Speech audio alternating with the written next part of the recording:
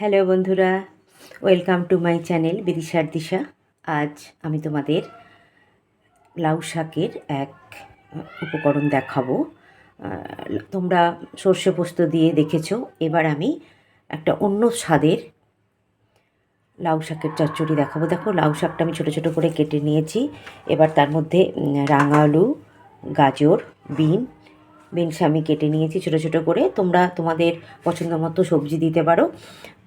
আর এদিকে আমি কেটে রেখেছি অল্প করে কুমড়ো আর বেগুন, লম্বা লম্বা করে কেটে রেখেছি। আর এখানে রেখেছি অল্প করে আলু দিয়েছি, রাঙা আলু। এগুলো আমি অল্প নুন দিয়ে একটু ভাপিয়ে নেব। দেখতে থাকো আমি কিভাবে করি এই লাউ শাকের এক অনন্য রেসিপি। দেখো, আমি প্রেশারে আমি অল্প নুন দিয়ে ওটা ভাপিয়ে নেব। তার মধ্যে আমি একটা ছোটো বাটিতে অল্প বেসন, নুন আর রাঁধুনি কালো জিরে দিয়ে আমি ছোটো ছোটো একটু বড়া করে নেব। হ্যাঁ, বড়াটা করে নেওয়ার জন্য আমি এগুলো একটু অল্প জল দিয়ে ভিজিয়ে রেখেছি।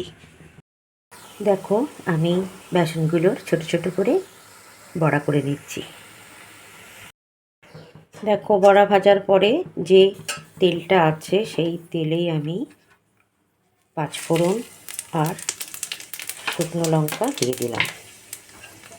পাঁচফোড়ন শুকনো লঙ্কাটা ভাজা হয়ে গেলে আমি এবার কেটে রাখা, পুড়ে যেন না যায়, আঁচ কিন্তু আমার কমানোই আছে, সুন্দর একটা গন্ধ বেরোলে আমি কেটে রাখা সবজিগুলো দিয়ে দেবো, বেগুন আর কুমড়ো।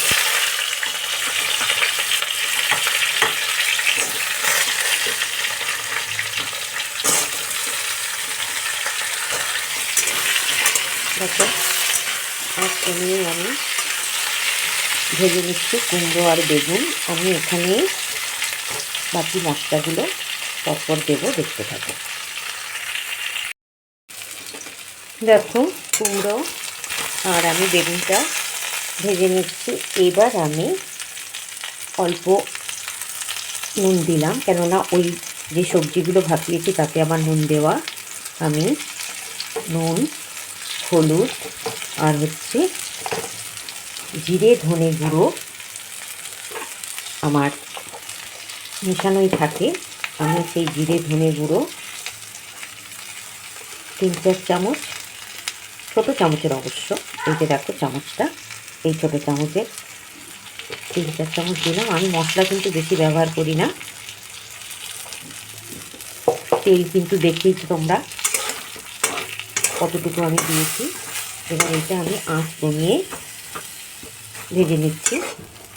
দরকার হলে আমি এতে একটু জল দেব। দেখো, আমার সুন্দর গন্ধ বেরোচ্ছে, মশলাটা কষানো হয়ে গেছে। এবার আমি ভাপিয়ে রাখা সবজিগুলো এর মধ্যে দিয়ে দেব।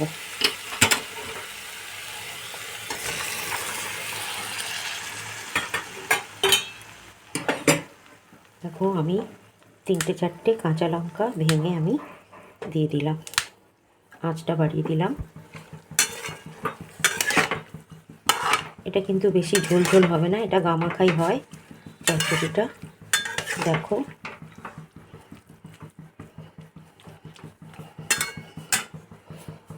এরপর ফুটে উঠলে আমি মিষ্টি দেব আর ওই ভেজে রাখা বড়াগুলো দিয়ে দেব। দেখো, আমার টকবগিয়ে ফুটছে, মিষ্টি ঠিক আছে। এইবার আমি ওই তৈরি করে রাখা বড়াগুলো ওর মধ্যে দিয়ে দিলাম। এবার বড়টা আঁচ আমি কমিয়ে দিলাম। 2-1 মিনিট রেখে আমি একটু ধনেপাতা কুচি ছড়িয়ে আমি এটা নামিয়ে নেব। আমার একদম রেডি হয়ে গেছে, শুধু 2-1 মিনিট ফুটবে, ধনেপাতা কুচি দেবো, নামাবো। দেখো, আমার লাউ শাকের এক অনন্য রেসিপি আমার কমপ্লিট। আমি ধনেপাতা কুচি ছড়িয়ে দিয়েছি। এবার আমি গ্যাসটা অফ করে দিলাম।